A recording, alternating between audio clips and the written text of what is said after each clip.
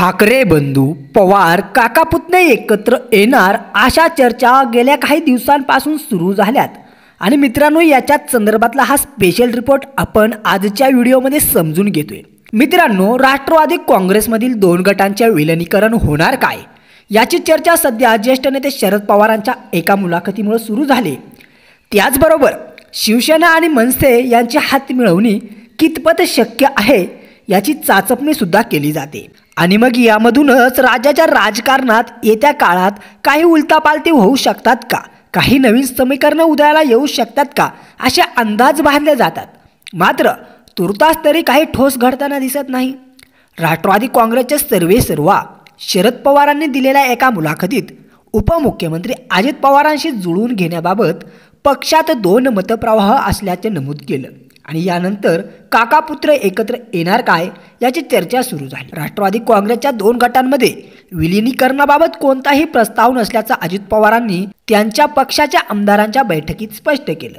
तर शरद पवार गटाचे प्रदेशाध्यक्ष जयंत पाटलांनी सुद्धा कार्यकर्त्यांना संघटन बांधणीकडे लक्ष द्यावे असं बजावलंय। या दोन माध्यमात आलेल्या प्रमुख नेत्यांच्या आलेल्या भूमिका मात्र पडद्यामागे पैलू पडताळून पाहिले जात आहेत।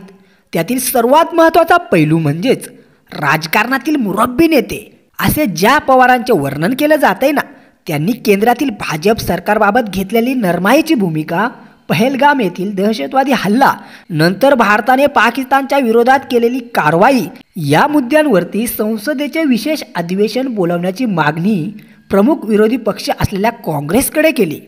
विरोधकांच्या इंडिया आघाडीचे घटक असलेल्या शरद पवारांनी असे अधिवेशन फारसे उपयुक्त ठरणार नाही असे स्पष्ट मत व्यक्त करत काँग्रेसच्या मागणीला अप्रत्यक्ष विरोधच केला। राष्ट्राच्या सुरक्षेबाबत संवेदनशील मुद्द्यावर अशी खुली चर्चा करणं कठीण आहे, त्यापेक्षा सर्वपक्षीय बैठक हा पर्याय त्यांनी सुचवला। मुळातच राज्य असो किंवा केंद्र दोन्हीकडे सरकार स्थिर आहे। राज्यात तर भाजपला अनेक पक्षांची विशेष गरज तर नाहीच। केंद्रात शरद पवारांचे 8 खासदार भाजपच्या दृष्टीने महत्त्वाचे ठरू शकतात। सहकार असो किंवा अन्य विकास कामे यामधून सध्या विरोधात राजकारण करण्याची मानसिकता कमी आहे। सत्तेतील फायदे पाहता अशा व्यक्तींचा विलीनीकरणासाठी आग्रह हा मुद्दा अर्थात शरद पवारांच्या बरोबरचा एक गट भाजप बरोबर जाण्याच्या विरोधात दिसतोय।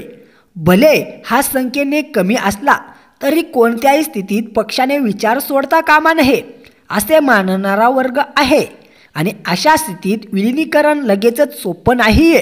84 वय असणाऱ्या शरद पवारांची राज्यसभेची मुदत पुढील वर्षी संपते। पुन्हा राज्यसभेवर जाणार नसल्यानं त्यांनी यापूर्वीच स्पष्ट केलंय।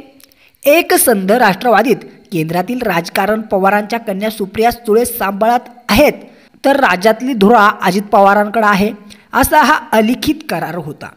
2019च्या लोकसभा निवडणुकीत अजित पवारांचे पुत्र पार्थ यांचा मवाळ मतदारसंघातून पराभव झाला।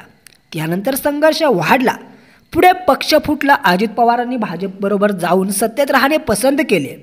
मात्र गेल्या वर्षभरात राजकारण बदलले, भाजपने सत्तेवर मांड पक्की केली।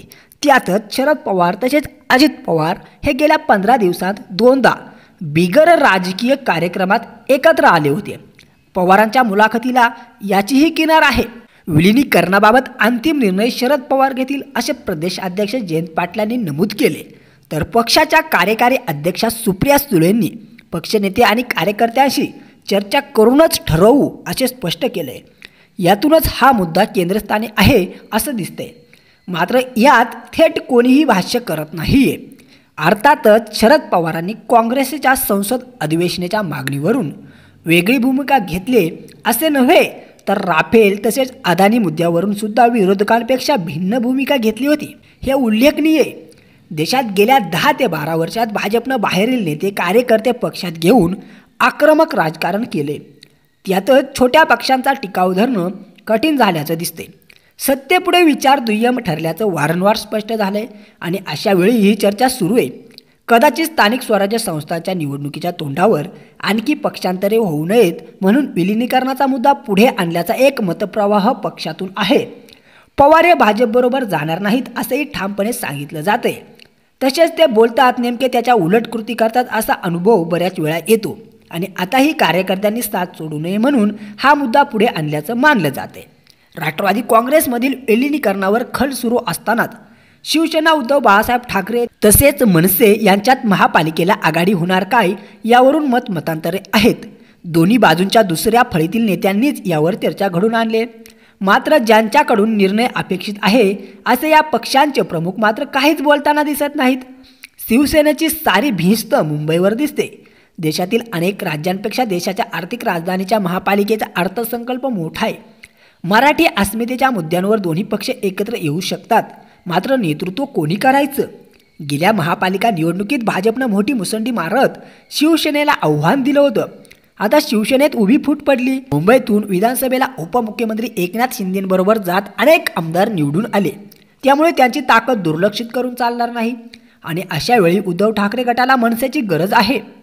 मनसेच्या पालिकेत एक आकडी नगरसेवक होते. या बाबी पाहिल्या तर दोन्ही पक्षांना एकत्र येण्यासाठी वातावरण सुयोग्य आहे. मात्र युतीचा प्रस्ताव कोण देणार हा प्रश्न आहे. ठाकरे गट महाविकास आघाडीत असला तरी शरद पवार गटाची तितकी ताकद नाही आहे. काँग्रेसच्याही गेल्या 2 विधानसभा निवडणुकीचा मुंबईचा विचार करता 34 पैकी जेमतेम 3 ते 4 आमदार विजयी झालेत. या सगळ्यात भाजपशी टक्कर द्यायची असेल तर विरोधात व्यापक मोड बांधावी लागेल. पालिकेत सत्ता राखता आली नाही तर कार्यकर्ते टिकवणे कठीण असल्याचं भान पक्षाच्या नेत्यांना आहे. त्यातूनच शिवसेना मनसे युतीच्या चर्चा महिनाभर सुरू झाल्यात. मात्र या टाळीसाठी प्रथम हात पुढे कोण करणार याचीच प्रतीक्षा आहे. मित्रांनो, तुम्हाला काय वाटतं? एकूणच या संपूर्ण राजकीय परिस्थितीबद्दल तुमचं मत व्हिडिओच्या कमेंटमध्ये नोंदवून चॅनलला सबस्क्राईब करा. म्हणजेच तुम्हाला असेच स्पेशल रिपोर्ट आपल्या चॅनलच्या माध्यमातून पाहायला मिळतील. धन्यवाद.